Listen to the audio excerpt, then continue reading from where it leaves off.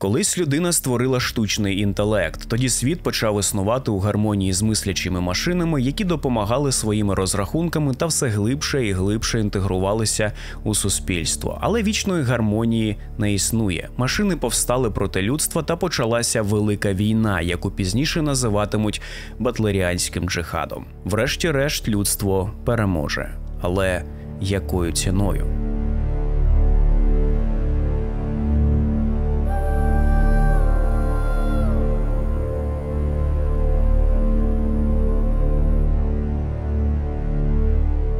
Всіх вітаю, друзі, мене звати Тато Justify, а це канал Брудної Стіни. Сьогодні починаємо нову серію відео по Дюні, яка збиратиме в собі частину за частиною повний таймлайн з початку часів і до закінчення історії, яку заклав Френк Герберт. І так, саме Френк Герберт, а не Брайан, бо чим більше я читаю Брайана, тим менше він мені подобається. Також я не буду вкладати у відео частини з енциклопедії Дюни, яка не є каноном, хоча Френк Герберт і поважав цей твір. У цьому відео ми пройдемо з вами часовий проміжок десь у десяток тисяч років. Поговоримо про початок космічних подорожей, про піщану форель, про прянощі, про великі доми та про купу всього іншого. Як завжди, хочу подякувати спонсорам мого каналу. Велика вам подяка за вашу підтримку. Список цих чудових людей ви зараз бачите на екрані. Завдяки вам ми маємо якість, а якість – це суперкльово. Хочу нагадати, що спонсорам доступні всі згенеровані зображення з усіх моїх відео, тож перевіряйте вкладку спільноти, щоб знайти там певне посилання. До речі, кілька слів пояснення перед тим, як ми почнемо. У назвах розділів цього відео та наступних теж ви будете бачити літери ДГ та ПГ. Вони означають до гільдії та після гільдії. Річ у тому, що у всесвіті Герберта саме створення космічної гільдії є певним ключовим моментом, який ділить його всесвіт на до та після. З іншими термінами я буду намагатися вас знайомити вже під час розповіді, тож з тим все має бути гаразд. Також за традицією хочу висловити окрему подяку нашим військовим, які зараз ведуть проти росіян наш з вами джихад, нашу священну війну. Браття та сестри, повага вам від мене та від всієї моєї спільноти. Це відео існує завдяки вам та для вас. Ну а зараз саме час щось написати, щось натиснути, бо саме таким чином ви підтримуєте український YouTube. Це Брудна Стіна, і ми починаємо.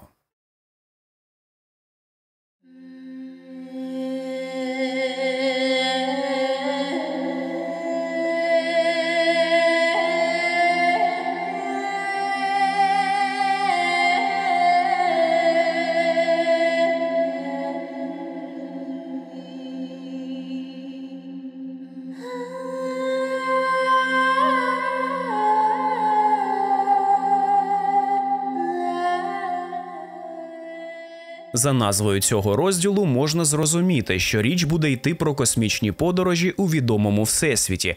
Але що це за відомий всесвіт такий? Чи має він якісь кордони або ж просто копіює нашу з вами реальність? Давайте розбиратись. Термін «відомий всесвіт» у циклі романів Френка Герберта позначає територію тієї частини всесвіту, яка була досліджена та задокументована людьми. Решта всесвіту є туманом війни. На переважну більшість цього відомого та й невідомого простору завжди претендуватиме Імперіум. Імперіум – це царство або імперії, володарі яких називатимуть себе падишах-імператорами відомого всесвіту. Зараз ніяких імператорів ще немає, але якщо узагальнити, то імперій буде всього 3. Це Стара імперія, імперія Коріно та імперія Атрідів. Але, як я вже й казав, вони з'являться ще не скоро.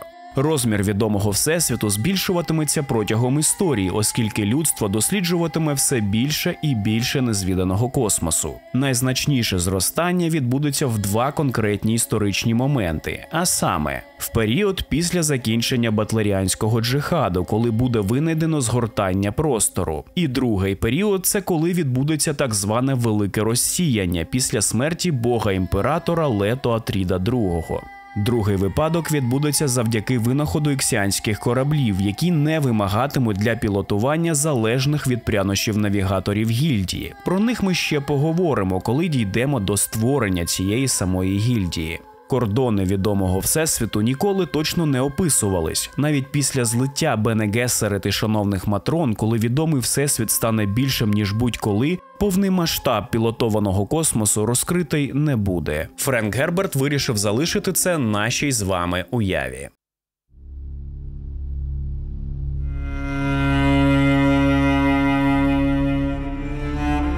Космічні подорожі відіграли важливу роль в еволюції та поширенні людства у відомому всесвіті. Але що представляє собою людство? Воно за великим рахунком мало чим відрізняється від нас з вами зараз та є основною формою розумного життя у всесвіті Дюни, але дещо все ж таки є.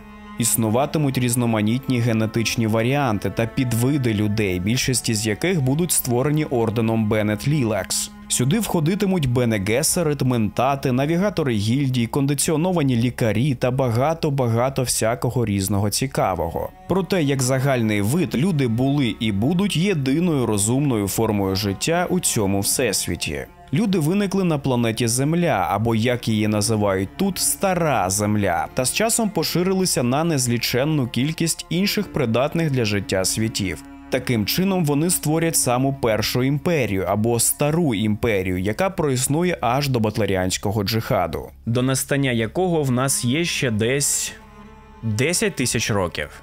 Але давайте повернемось до космічних подорожей. У цьому всесвіті існуватимуть 3 форми космічних подорожей, а саме звичайні космічні подорожі, подорожі швидше за світло та космічні подорожі за технологією згортання простору. Всі 3 технології двигунів належатимуть космічній гільдії. Космічна гільдія, яку в рідкісних випадках також називали гільдією навігаторів, буде міжзоряним судноплавним та торгівельним конгломератом, а також одним із стовпів політичного устрою відомого всесвіту. Але її ще не винайдено, тож існують лише звичайні космічні подорожі, які дозволяють людям мігрувати з однієї планети на інші. У далекому майбутньому, після заснування школи сестринства Бене Гессерит, саме космічна гільдія стане другою великою школою психологічної та фізичної підготовки, після чого вона почне будувати свою монополію на всі міжзоряні подорожі. Це станеться невдовзі після закінчення Батлеріанського джихаду.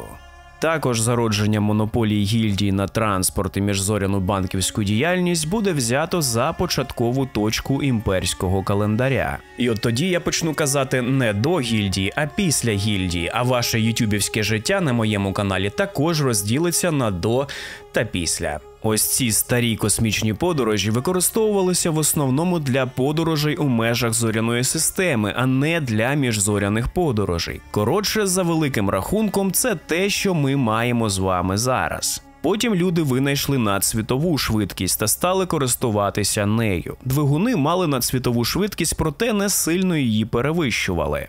Великою перевагою цих двигунів була їхня надійність та безпека. Навіть після того, як згортання простору за Гольцманом стане основним засобом міжзоряних подорожей, багато імперських військових кораблів все ще буде зберігати свої старі двигуни. Вони їх зберігатимуть саме як альтернативу набагато швидшим, але менш надійним двигунам Гольцмана. Про всі ці ефекти Гольцмана та складання простору-часу ми будемо говорити у наступних відео, а поки що поговоримо про місцеву версію юдаїзму.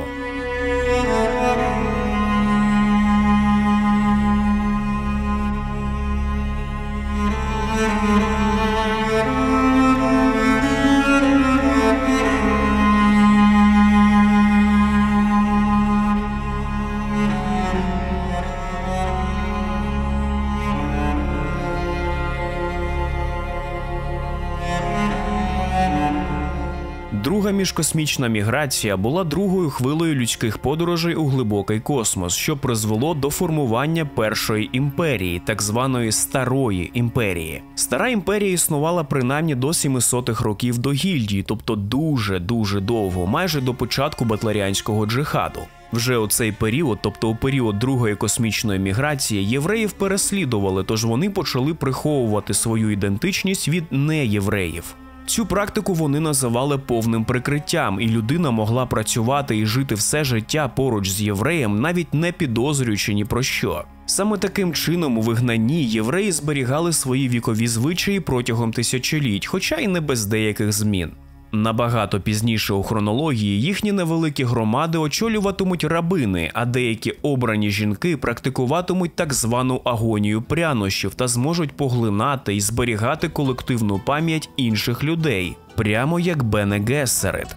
За великим рахунком, це робитиме їх дикими преподобними матерями, і а вже ж цей факт вони приховають від справжнього сестринства. Сам юдаїзм у всесвіті Дюни – це така сама монотеїстична семітська релігія, як і у нас з вами. Вона походить зі Старої Землі, де вона була єдиною релігією, яка зберіглася незмінною протягом тисячоліть. Але чому євреї взагалі тікали, спитаєте ви? Річ у тому, що згідно з баченням Герберта, сепаратистські манери єврейського населення викликали постійне антиєврейське насилля, тобто насилля проти свободи народу. Взагалі, бачення Герберта багато в чому завдячує юдаїзму, хоча й не завжди свідомо. Віра в Месію, яка лежить в основі книг і фільмів, є однією з головних тем його творів, а термін «квіцац хадерех» нагадує єврейську фразу «кафіцац хадерех», яка буквально означає «скорочення шляху». Цікаво, що цей термін згадується в Талмуді та єврейських фольклорних легендах для позначення магічного або містичного переміщення, такої собі телепортації між двома місцями за короткий проміжок часу. Але повернемось до хронології.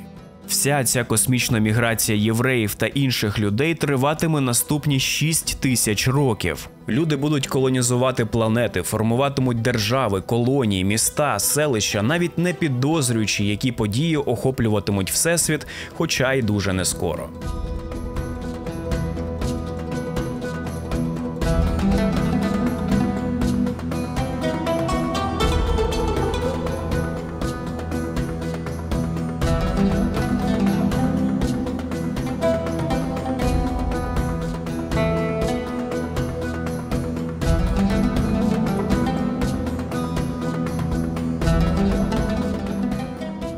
Піщана форель – це така личинкова форма піщаних робаків, яка теж має свою певну свідомість. Вони були описані як сірі шкірясті личинки без видимої голови, очей або кінцівок, за винятком висувних псевдоніжок, які називаються віями. Піщана форель існувала величезними колоніями під пісками Аракіса. Їхні тіла були з'єднані одна з іншим за допомогою ось цих вій, про які я казав вище.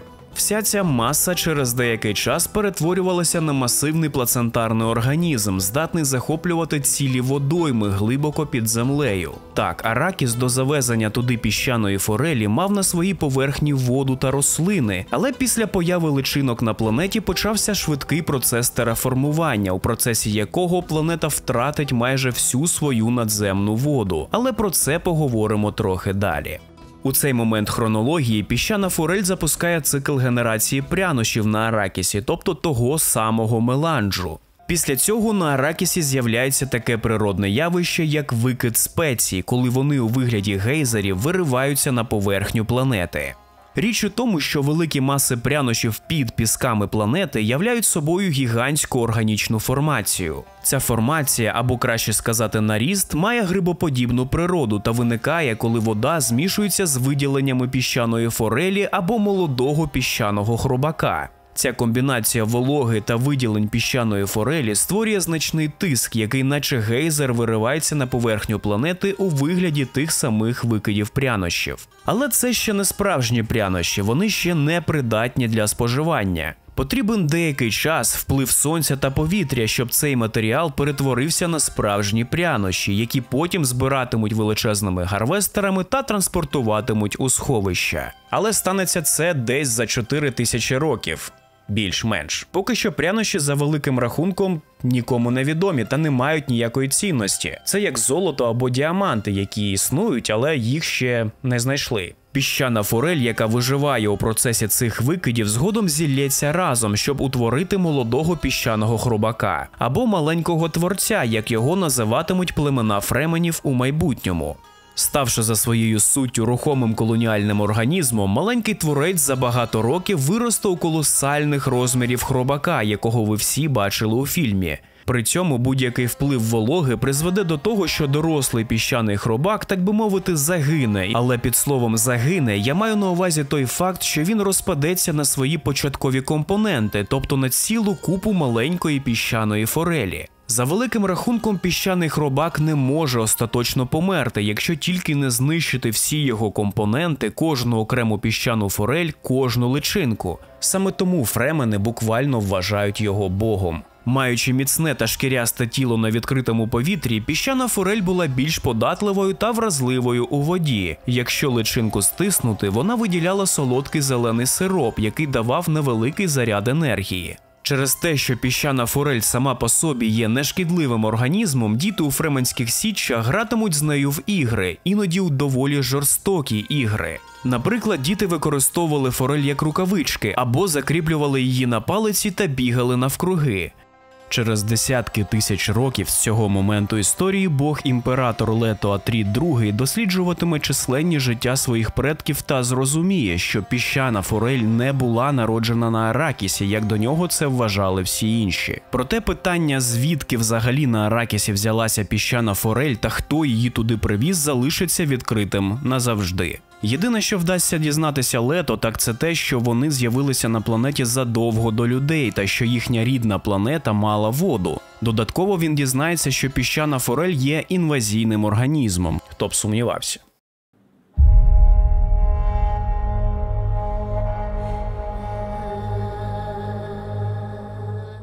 Сам Аракіс, також відомий як Дюна, а після падіння бога-імператора просто Ракіс, це сувора пустельна планета, розташована на межі Старої імперії в зоряній системі Канопус. Саме звідси походять прянощі, процес утворення яких я тільки що описав. Аракіс не завжди залишатиметься єдиною планетою, де виробляють меланж, і не завжди меланж буде органічним. Як я й казав вище, до відкриття прянощів Аракіс не представляв особливого тактичного, біологічного чи геологічного інтересу для жителів Старої імперії, тобто розселених зі Старої землі людей. Однак, коли чоловік на ім'я Янсуф Ашкоко виявить його геріатричні ефекти, він набуде дещо більшого значення, м'яко кажучи.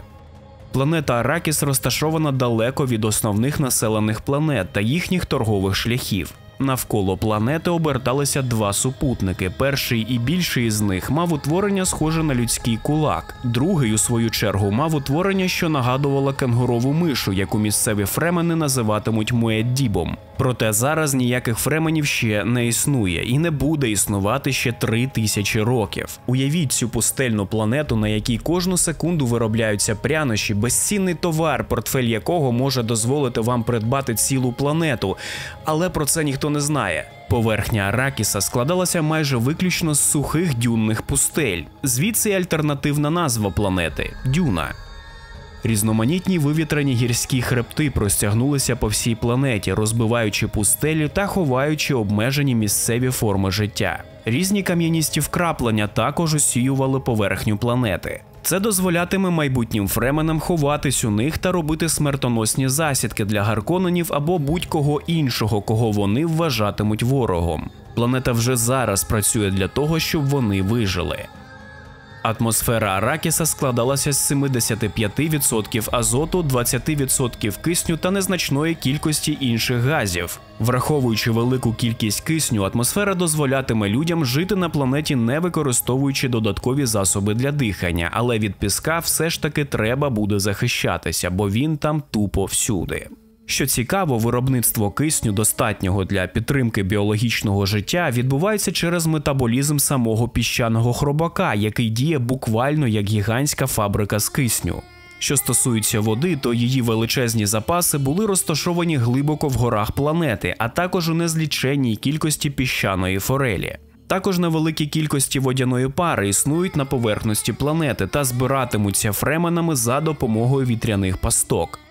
Північний полюс планети лежав на великій скельній плиті і був оточений гірськими хребтами. Таким чином він був захищений від вторгнення піщаного хробака. Так буде до моменту, доки фремени на чолі з Полом Атрідом не використають атомні бомби та не знищать велику частину цієї природньої стіни. Брудної стіни. Така географія в поєднанні з більш м'яким та прохолодним кліматом робитиме проживання майбутніх колоністів біля та на самому полюсі більш комфортним.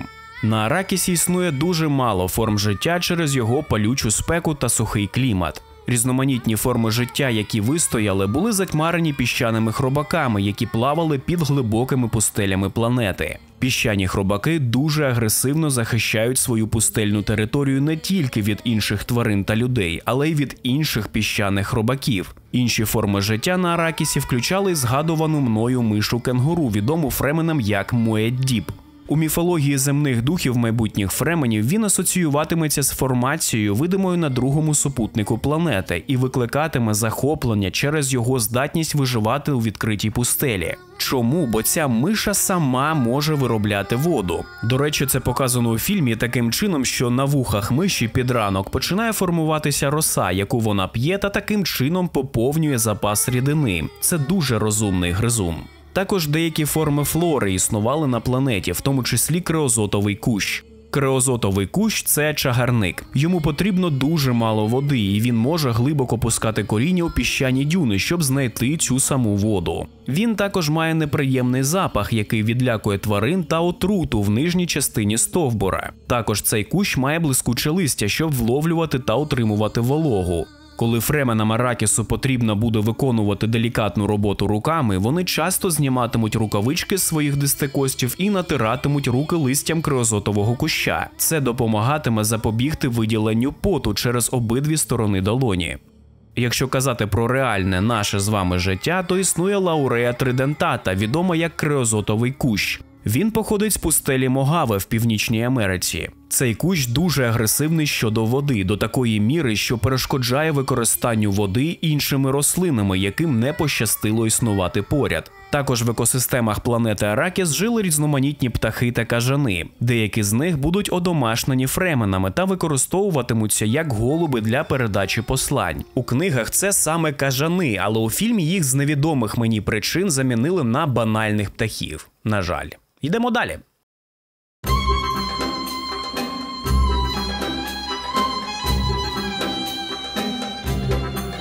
Пряний меланж, який зазвичай називають просто спеціями, був природним наркотиком, який розширював спектр усвідомлення людини та який протягом тисячоліть становитиме фундамент комерції та технологічного розвитку у всьому відомому всесвіті. Про меланж нам варто поговорити окремо, всупереч з хронологією, бо це буквально стовп, на якому все буде триматися далі. Меланж відіграватиме різну роль у розвитку подорожей та культурного обміну між різними планетами та народами, бо для перельотів між зірками та планетами людство використовуватиме навігаторів. Річ у тому, що ці самі навігатори гільдії буквально житимуть у спеціальних капсулах, сповнених меланжевого газу, що перетворить їх у дуже дивних істот. Про них ми ще поговоримо, коли дійдемо до створення космічної гільдії, поки що її не існує. Відкриття спецій предками фременів майже не вплинуло на культури людей, які населяли тодішню стару імперію. Однак з часом це, м'яко кажучи, зміниться. До того часу, коли дім Атрідів прибуде на Аракіс, меланж вже стане єдиним ресурсом, здатним створювати та руйнувати цілі імперії. Таким чином, Аракіс перетвориться з далекого, бідного та неважливого пустельного світу на високо ціновану феодальну землю. А попередники Атрідів, дім Гарконенів, знатимуть, що той, хто контролює видобуток прянощів, контролює всесвіт. Проте цей самий видобуток прянощів – це доволі ризикована та небезпечна праця. Збиранню прянощів постійно щось заважає. І це не тільки агресивні до захисту своїх територій піщані хробаки, але й партизанська тактика фременів. Вони обурюватимуться присутністю, так сказати, понаїхавших з інших світів, особливо імперських агентів, бо вони добуватимуть спеції виключно для себе та своїх амбіцій та не поважатимуть культури, які жили тут споконвіку.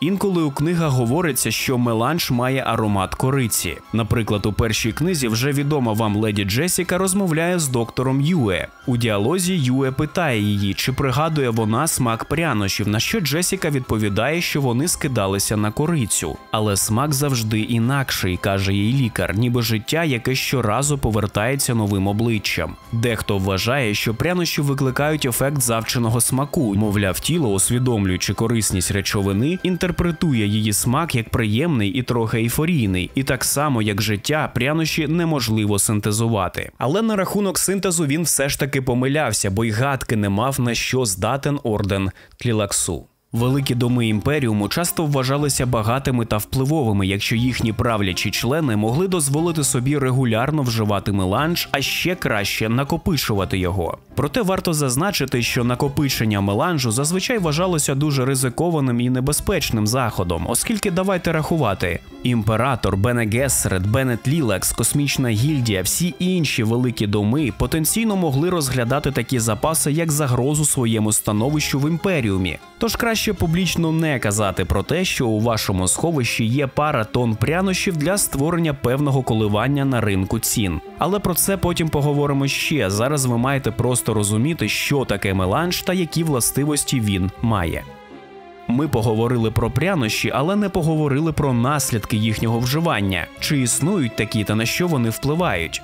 Ну а вже ж існують. Окрім стильних синіх очей і бада, мутацій навігаторів та здібностей до передбачень, ви отримаєте стару добру залежність, бо прянощі – це все ж таки наркотик. Саме ця властивість прянощів збільшуватиме попит та створюватиме великий і голодний ринок. Залежність людини від прянощів посилюється, чим більше та чим довше вона їх споживає. У свою чергу регулярний прийом меланжу збільшує тривалість життя та зміцнює здоров'я на всіх рівнях. У багатьох випадках тривалість життя подовжується втричі. А тепер уявіть умовного Путіна, чи Гітлера, чи іншого оскаженілого диктатора, який розуміє, що може жити не 80 років, а 160. А у світі Дюни диктаторів дуже багато. Та що там, майже всі, включаючи Пола, будуть диктаторами та тиранами. Але поки що залишимо їх у спокої та підемо далі за хронологією.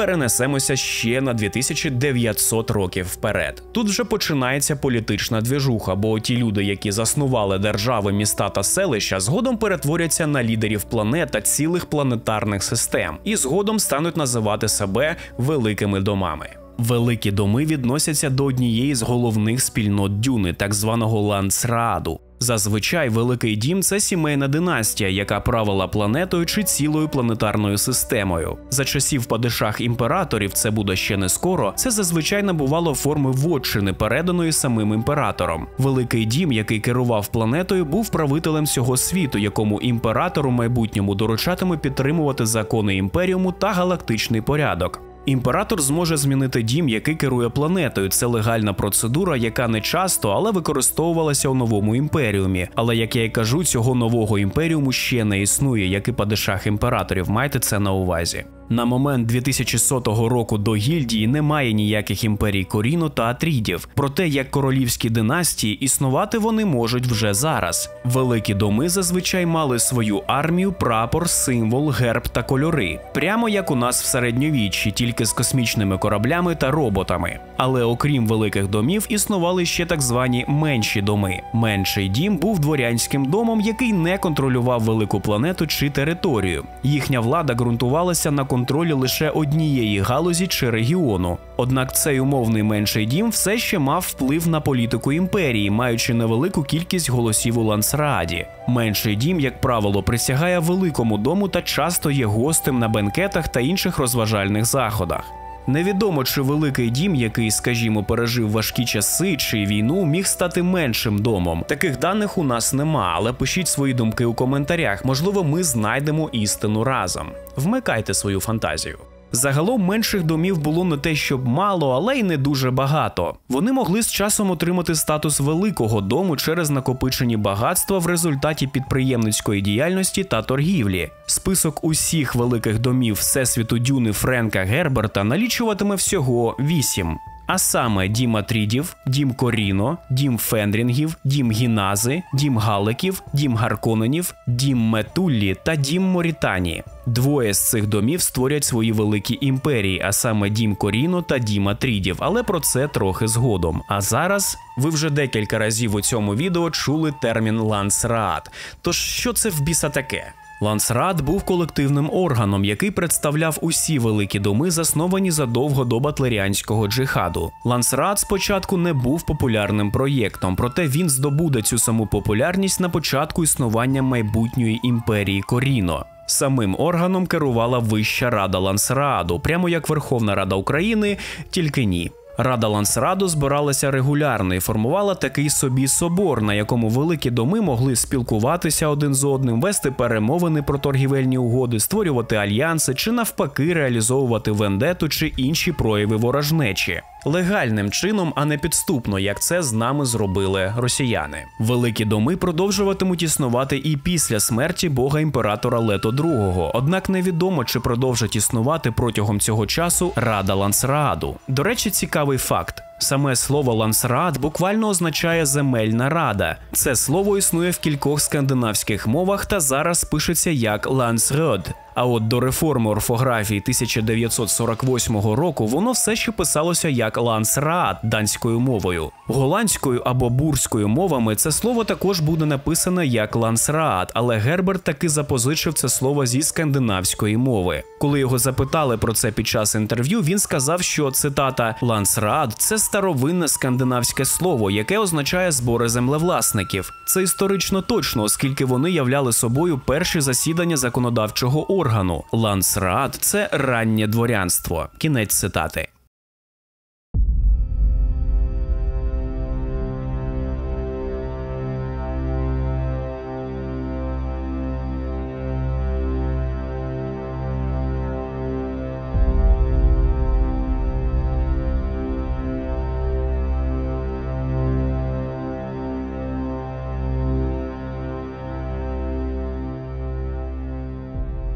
Племена мандрівників дзен-сунітів ще з часів Другої космічної міграції подорожували з одного світу в інший у пошуках свободи від переслідувань і поневолення рейдерами Старої імперії. Врешті-решт вони остаточно висадилися на пустельній планеті Аракіс.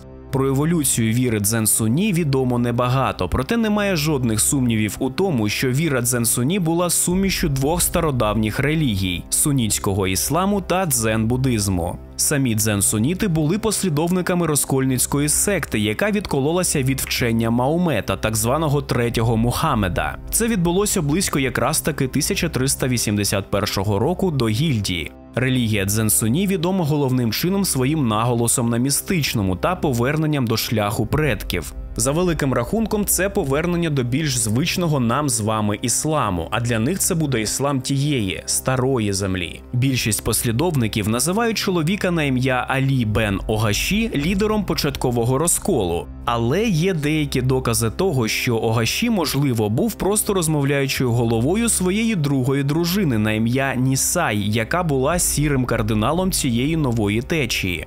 Віра дзен-суні була заснована на вченні доктора теології на ім'я Улема, яке, як вважають, засноване на доктрині Фіггу. Сам Фігг – це реально існуюча у нашому з вами всесвіті ісламська доктрина про правила поведінки мусульман. Це ісламський комплекс соціальних норм або ж мусульманське право, якщо казати у широкому сенсі. Джерелами Фіггу є Коран та Сунна, а знавці Фіггу називаються факігами. У всесвіті Дюни основи цієї віри частково зберіглися у напівлегендарній книзі під назвою Шах-Нама. За великим рахунком, це умовна біблія дзен-сунітів. Одним з імен бога дзен-суні було Аль-Мутакалім. І якщо ви дивилися інші мої відео з історії релігії, то ось це закінчення слова «алім» може багато на що натякнути. Дзен-суніти також вірили в шайтана та його царства Геєни. Пізніше ось цією схильністю дзен-сунітів до містики будуть маніпулювати Бене Гессери через свою місіонарію протективу та стратегію Паноплія Профетікус.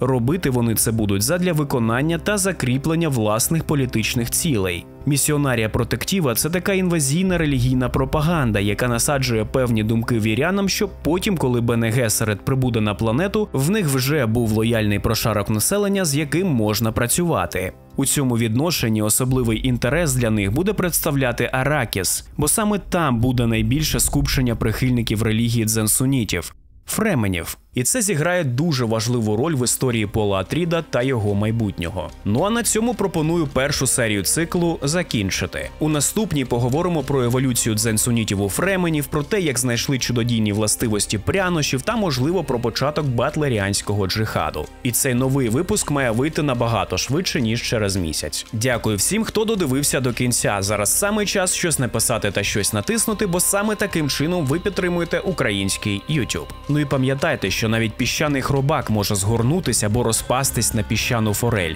а український дух – ні. Бо він сильніший за піщаних хробаків та будь-які імперії. Український дух, він як дух фременів, вільний та такий, що поневолює хробаків та цілі імперії. Пишайтеся тим, хто ви є. Пишайтеся тим, що ви українці.